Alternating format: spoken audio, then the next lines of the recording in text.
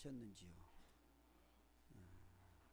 우리가 주님 안에서 그 평안을 누리는 것은 그 말씀 안에 거하심입니다.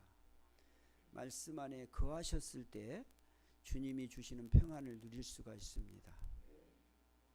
이 땅에서 오는 게 아니에요. 하나님이신 그분이, 그 말씀하신 그 말씀이, 그분이 내 안에 거하실 때 내 안에 주님의 주신 평강의 은혜를 누릴 수가 있는 것입니다. 우리는 지금 주께서 행하시는 새 일을 우리가 보고 있는 것입니다. 하나님께서 창세기 12장 1절 2절에 보면 하나님께서 아브라함을 부르시면서 하나님이 아브라함에게 이르시되 너는 너의 그 아버지 친척 그 집을 떠나 내가 지시할 땅으로 가라라는 거예요. 내가 너로 큰 민족을 이루고 내가 복이 되게 할 것이다 라는 창세기 12장의 그 약속, 그것을 하나님이 아브라함을 통해서 이스라엘에게 약속했던 그 약속이 이스라엘 그 민족을 세워가는 것입니다. 그래서 하나님이 창세기 12장에서 큰 민족을 이루겠다, 내가 너로 하여금, 아브라함 너로 하여금 큰 민족을 이루겠다라고 말하는 것입니다. 이 큰 민족을 이루어가는 이 일이 무슨 일이냐면 하나님이 행하신 새 일이에요. 하나님께서 전혀 우리가 상상할 수 없는 그 일을 행하신다는 거예요. 그게 새 일이에요. 우리의 삶 가운데 하나님께서 우리가 상상할 수 없는, 우리가 할 수 없는 그런 일을 하나님이 우리의 그 삶 속에서 행하신다는 거예요. 하나님이 아브라함에게 약속하시고 아브라함에게 통해서 그 새 일을 행하시는 그 일이에요. 그래서 하나님이 이스라엘 백성들을 어떻게 이끌어 가신가를 보시는데 그 새 일을 이루기 위해서 하나님이 가나안 땅으로 가라 그랬잖아요. 근데 아브라함이 그 말씀에 순종하여 가나안 땅에 가는 거예요. 그래서 창세기 12장 그 14절 그 12장 4절에 보면 그 아브라함이 어떻게 갔다 말씀에 순종하여 갔다라고 말하는 거예요. 말씀에 순종하여 갔더니 5장에 가서 어떻게 되냐면 그 땅에 이르렀다고 말하는 것입니다. 하나님의 말씀에 집중하고 그 말씀의 시선에 집중해서 그 말씀을 따라서 아브라함은 간 거예요. 이 세상을 살아갈 때 아브라함이 자기 생각대로, 자기의 그 마음대로, 자기의 계획대로 가는 것이 아니고 하나님의 말씀을 따라갔다 그 말입니다. 그랬더니 그 가나안 땅에 이르는 거예요. 여러분, 우리가 이 땅을 살아갈 때 내 계획, 내 생각들이 있잖아요. 근데 그것으로 살아가는 것이 아니고 하나님의 말씀을 따라 살아가는 사람이란 말이에요. 이것이 하나님의 부름을 받은 사람이고 그 하나님의 부름을 받은 사람들이 사는 삶이란 거예요. 아브라함이 하나님의 그 말씀을 따라 순종하여서 가나안 땅에 이르러서 그 가나안 땅에 이르러서 그 땅에서 하나님이 지금 무엇을 이루겠다고 말씀하시냐면 큰 민족을 이루겠다라는 거예요. 여러분, 큰 민족을 이루는 데는 땅이 있어야 되고 사람이 있어야 돼요. 근데 하나님이 분명히 땅은 주었어요. 땅. 그 땅, 가나안 땅은 주었어요. 그런데 이제 그 인구, 사람이 있어야 되잖아요. 사람이 있어야 되는데 그 사람이 여러분 한순간에 막 공장에서 이렇게 뭐 물건 찍어내시 그렇게 찍어낼 수가 없는 거예요. 사람은요. 사람은 인격체이기 때문에 시간이 걸려요. 그 사람 세우는 것이 이게 힘든 거예요. 사람을 큰 민족이 되게 한다면은 시간이 많이 필요한 거예요. 그래서 하나님이 그 약속, 큰 민족을 이루기 위해서 하나님이 이스라엘 백성을 어디로 가게 하냐면 애굽으로 내려가게 하는 거예요. 하나님의 말씀에 시선하고 그 말씀에 집중하고 선한 일을 행한 한 사람을 주목하는데 그 애굽에 내려가게 한 사람이 누구냐면 요셉이에요. 요셉. 그래서 창세기 37장에 요셉을 어디로 보내냐면 애굽으로 내려보내는 거예요. 지금 왜 애굽으로 보낸다고요? 큰 민족을 이루기 위한 하나님의 세일을 지금 보여주시는 거예요. 큰 민족을 어떻게 이루어가는가 봐보세요. 요셉을 보내는데 어떻게 보내냐면 자기 형들로부터 미움을 받게 해요. 그래서 요셉이 형제들의 미움을 받고 그 이스마엘 사람 미디안 상인들에게 팔려가는 거예요. 노예로 팔려버리는 거예요. 여러분 그 가나안에 조그맣게 사는 그 촌작 그 조그만 데 사는 그 사람들이 어떻게 애굽으로 갈 수 있겠어요? 그런데 하나님은 노예로 요셉을 애굽으로 보내요. 미디안 상인으로부터 안전하게 보호돼서 들어가는 거예요. 그리고 그 상인으로 이제 노예로 들어갔는데 여러분 만약에 요셉이 노예로 팔려서 여집 저집 이렇게 팔려다니면서 살았다고 생각해 보세요. 그럼 어찌 됐겠어요? 요셉 인생은 끝나는 거예요. 근데 보세요. 하나님이 어떻게 요셉을 통해서 새 일을 행하신가 보십시오. 요셉이요 보디발의 장군의 집에 노예로 팔려가게 만들어요. 하나님이 지금 일하고 계신다니까요. 요셉은 지금 알까요 모를까요? 몰라요. 근데 하나님이 일하셔요. 어떻게 해요? 하나님이 지금 일하고 계셔요. 그래서 보디발의 장군의 집안에는 팔려가게 되는 거예요. 여러분 보디발의 집에 팔려갔는데 노예로 보디발은 누구냐면 지금으로 말하면 그 바로 왕의 경호 실장 같은 사람이에요. 그 시위대장 그 집에 팔려가는 노예로. 그곳에 팔려가서 요셉은요 애굽을 전혀 알지 못했어요. 그런데 그 애굽의 문화, 언어, 그 궁중에 대한 어떤 교육 이런 것들을요 그 집에서 거의 다 습득을 해요. 한 10여 년 동안 공부를 한단 말이에요. 보이지 않게끔. 그래서 이제 때가 되니까 또 하나님이 요셉을 어디로 보낸가 보세요. 그 보디발의 아내의 사건을 통해서 요셉을 감옥으로 보내버리는 거예요. 여러분 그 상황을 생각해보면 감옥으로 간다는 거 얼마나 억울하겠어요.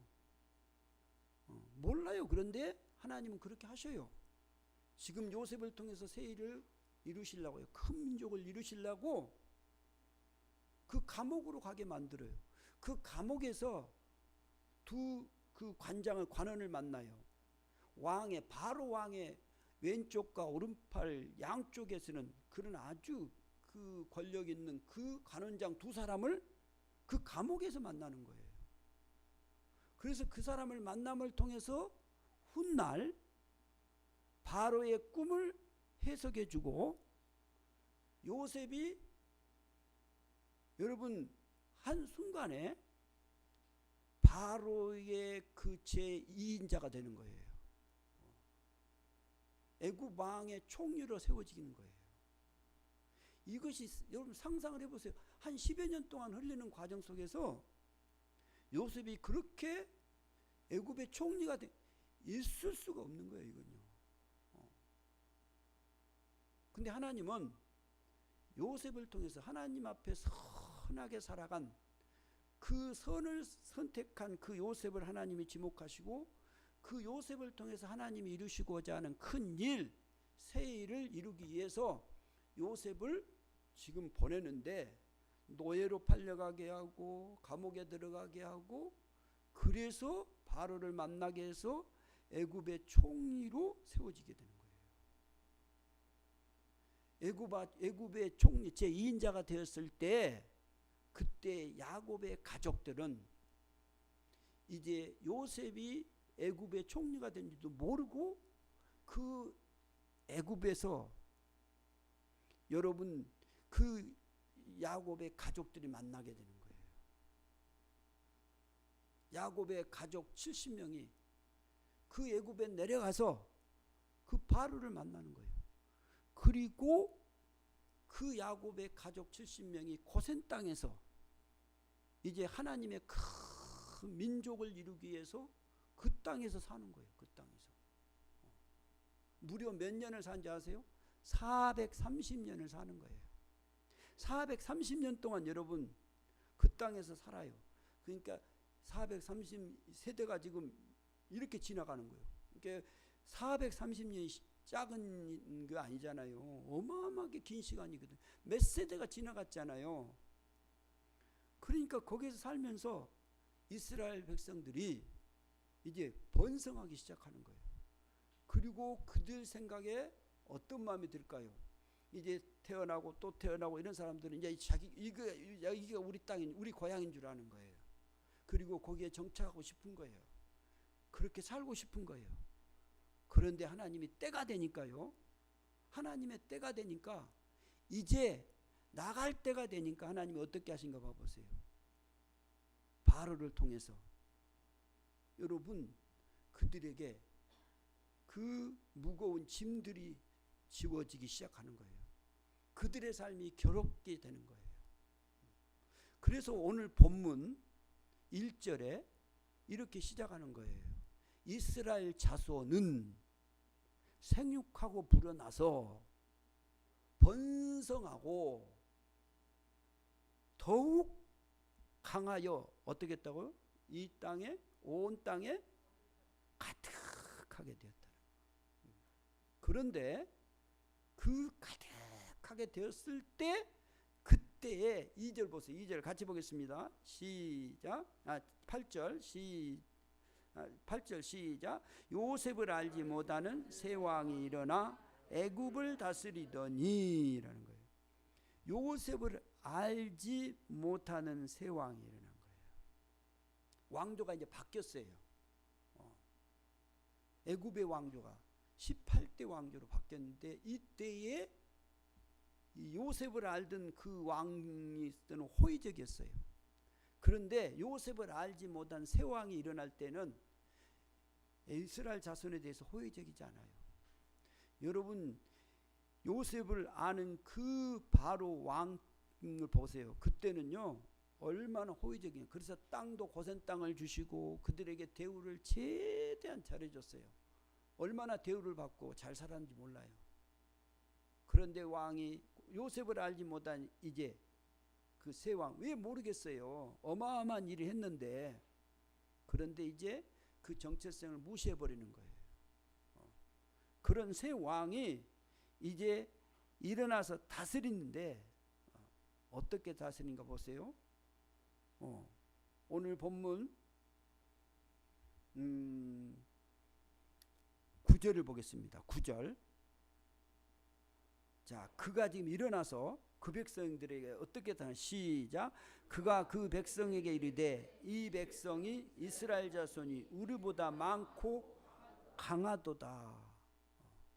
여기에 대한 그 부담을 가진 거예요. 이스라엘 백성들이 번성하고 생육하여서 불어나기 시작하고 번성하여서 매우 강해지는 온 땅에 가득했단 말은 애굽 전체가 가득했다는 것이 고센 땅에 그 사람들이 가득하게 불어난 거예요.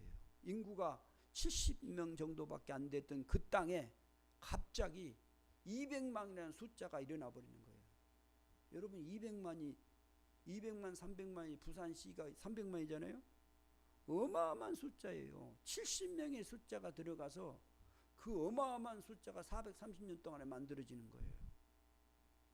그러니까 바로는 이 새 왕인 여러분 얼마나 그 두려움을 느끼겠어요. 그래서 10절에 그 새 왕이 그 마음을 지금 보여주는데 10절 같이 보겠습니다. 시작.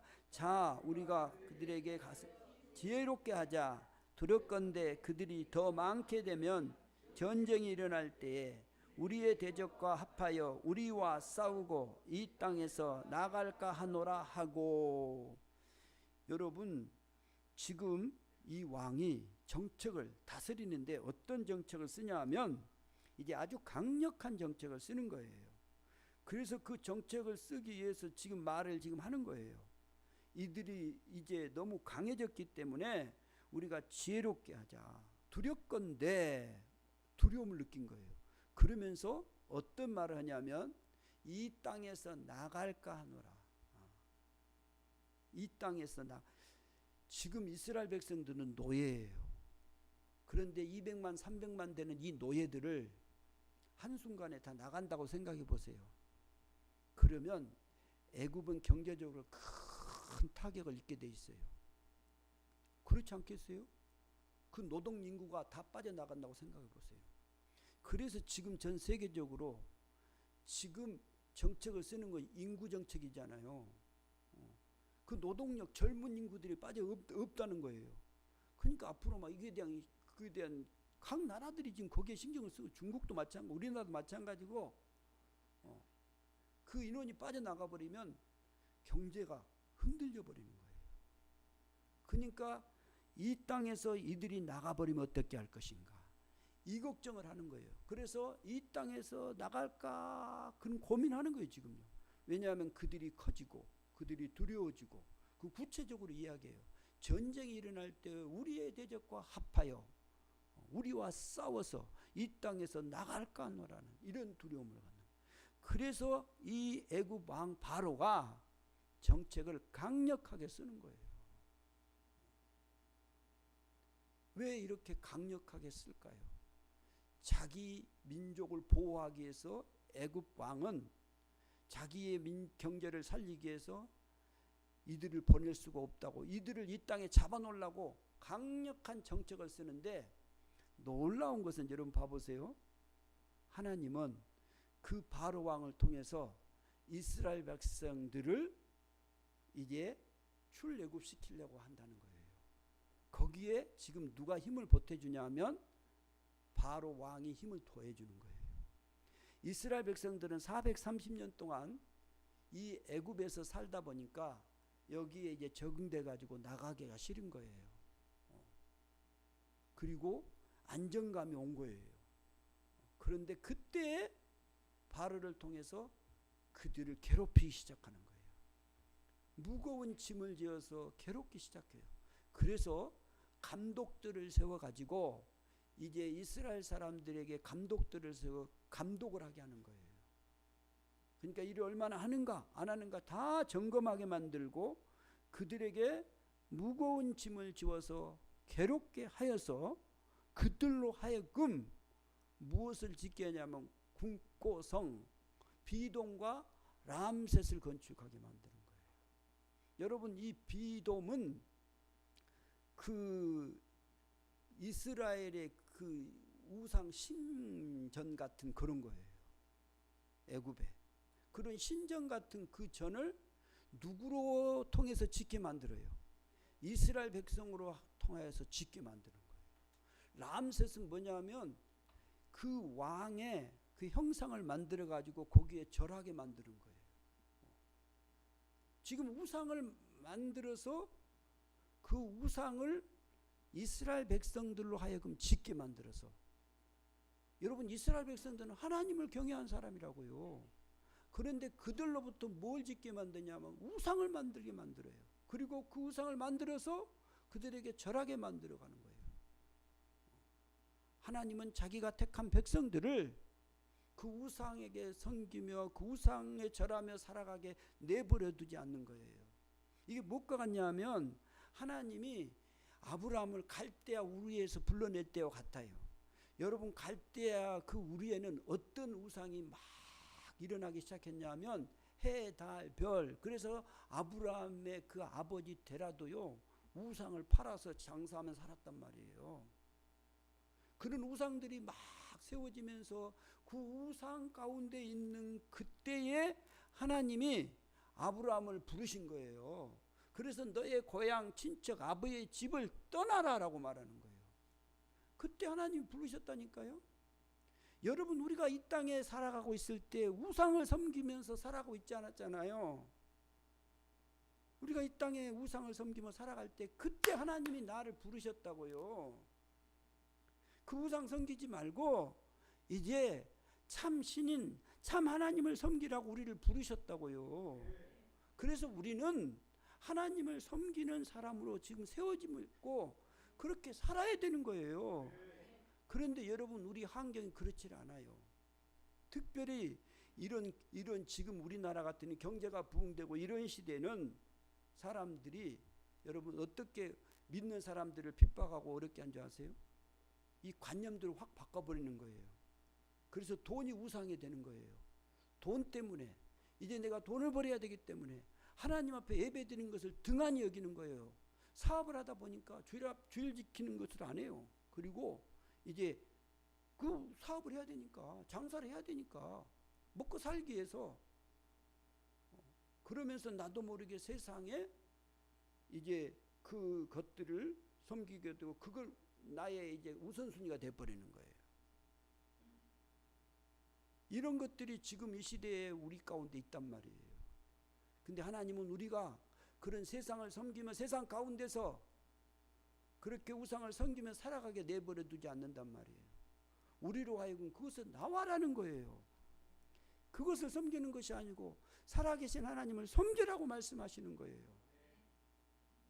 하나님이 우리를 그 우상의 그 세상에서 우리를 불러내신단 말이에요. 애굽 사람들을 하나님이 그 애굽에서 우상을 섬기며 그 땅에서 살게 만들지 않고 출애굽시킨다니까요. 그 출애굽시키는데 그 출애굽을 왜 시키냐? 너를 통해서 내가 새 일을 행하겠다는 그 하나님의 계획 때문에 그래요. 하나님 우리를 부르시고 나를 통해서 새 일을 행하시고 싶은 거예요. 근데 우리가 세상에 집중되어 있고 세상을 섬기고 세상의 우상에게 내 마음이 다 빠져버렸다면, 빼앗겨버린다면 어떻게 하나님을 바로 섬길 수가 있겠습니까? 그래서 우리를 부르신 거예요. 하나님이 나를 통해서 하나님의 그 새 일을 행하시고 싶은 거예요. 이 일에 우리가 동참해서 쓰임받아야 된답니까요? 그래서 이스라엘 백성들이 애굽에 머물러 있지 못하게 하기 위해서 하나님은 그들을 불러내기 위해서 어떻게 하는가 봐보세요. 오늘 12절 봐보세요. 12절 같이 한번 보겠습니다. 시작. 그러나 학대를 받을수록 더욱 번성하여 퍼져가니 애굽 사람이 이스라엘 자손으로 말미암아 근심하여. 여러분, 그러나요. 그러나 학대를 받을수록 어떻게 한다고? 더욱 번성하여 퍼져나간단 말이에요. 어떻게 이런 일이 가능하겠습니까? 우리는 상상할 수가 없는 거예요. 하나님의 일하심이라고요. 학대를 받는데, 무거운 짐을 지고 괴로움을 당하고 있는데, 그런데 이스라엘 백성은 더욱 번성하여서 퍼져나간단 말이에요. 아무도 그걸 누가 알겠습니까? 하나님이 새 일을 이스라엘 백성 통해서 하시는데, 이제 그들이 정말 어렵고 힘들어지는데 하나님은 그들을 더 새롭게 번성하면서 펼쳐 나가시고 계신다니까요. 하나님은 우리가 알지 못한 가운데에서 새롭게 일하시는 거예요. 내 계획과 전혀 정반대의 사건이 일어난다고요. 이것은 우리가 요셉을 통해서도 성경의 역사 가운데 수많은 믿음의 사람들을 통해서도 이 사실들을 우리는 바라보고 알 수 있는 거예요. 정말 내 상황은 현실로 지금 잡혀가고 지금 죽을 것 같은데 하나님은 그 가운데서 새로운 일을 펼치고 계신다는 사실이에요. 이것을 보지 못하면 여러분 신앙의 삶을 살 수가 없는 거예요. 이런 핍박, 이런 환난, 어려움이 내게 왔을 때에 내가 그때에 집중해야 할 것이 뭔지 아세요? 그때에 집중해야 할 것은 하나님의 말씀이에요. 주님의 말씀은 내 발에 그 길이요, 내 발에 빛이란 말이에요. 그 말씀에 집중해야 돼요. 성도가 사업이 어렵다고 사업을 집중해 보세요. 그러면요, 그 사업은 절대 일어날 수가 없어요. 근데 그 어려운데 하나님의 말씀에 하나님에게 집중하는 거예요. 하나님에게 내 마음을 두는 거예요. 그때 하나님이 새로운 일을 펼쳐가는 거예요. 다니엘이요, 사자굴에 끌려갔을 때 여러분, 그가 집중하는 것은 하나님 그 말씀이에요. 그분에게 집중하는 거예요. 이게 믿는 사람이란 성도와 다른 게 뭐냐면, 어렵고 힘들어지는데 어째서 그들이 그 기뻐지냐 그 말이에요. 하나님의 말씀에 집중하기 때문에 그래요. 여러분, 하나님이 그 바울이 복음사역을 할 때 봐보세요. 바울이 로마로 가고 싶어 했을 때 하나님이 어떻게 그를 끌어가는 거 보세요. 제수의 몸으로 끌어가는 거예요. 제수의 몸으로. 그래서 그가 로마로 가게 되고, 그가 그런 환경의 어려움 속에서 하나님은 그가 어디에 집중해요? 하나님의 말씀에 집중하게, 주님에게 집중하게 만들어요. 그래서 바울이 고백을 이렇게 고백해요. 약할 때 강함이라는 거예요. 내가 약했는데 강함이 일어나는 거예요. 그래서 바울이 그 복음을 전하면서 수없이 매를 맞고 감옥에 들어가면서도 감사하고 찬송할 수 있었던 것이 바로 주님이 자기의 힘이 된 것이에요. 이 땅에 살아가면서 여러분의 강력한 힘과 여러분의 그 새 일을 행하실 그분이 누구시냐? 하나님이시라고요. 하나님은 우리가 봤을 때는 정반대 사건이에요. 내가 하나님의 말씀에 집중할 때 하나님은 우리로 하여금 번성케 하시고 새 일을 준비해 나가신단 말이에요. 이스라엘 백성들이 정말로 어렵고 힘든 그런 상황 속에서 하나님은 그들을 번성케 하셔가는 거예요. 하나님의 그 놀라운 은혜가 그들 가운데 임하기 시작한다니까요. 그래서 새로운 일이 펼쳐져요. 그래서 우리가 출애굽기를 쭉 보면 이제 어떻게 펼쳐진가 다 펼쳐지게 되는데, 하나님이 한 사람을 딱 또 준비해요. 그것이 모세의 그 아버지 어머니를 딱 준비시킨다고요. 그리고 그 사람들을 통해서 새 일을 펼쳐나가고 출애굽시키게 하는 거예요. 하나님은 지금도 우리 가운데서 일하고 계시는 것입니다.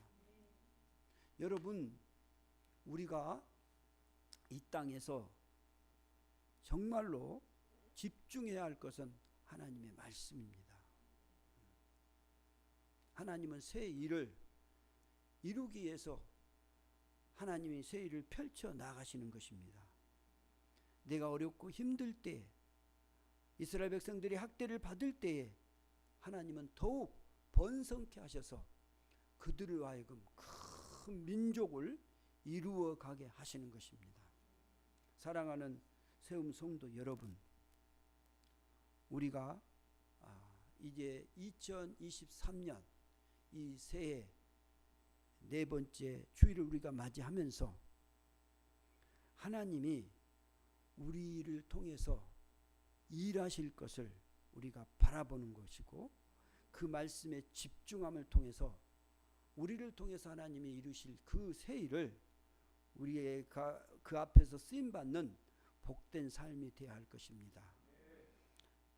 이번 한 주도 하나님의 말씀에 집중하는 그런 복된 하루가 되시기를 주의 이름으로 축복합니다. 기도하겠습니다. 아버지 하나님, 감사합니다. 우리를 불러주시고 자녀로 삼아주시고 주님 일하시니 감사합니다.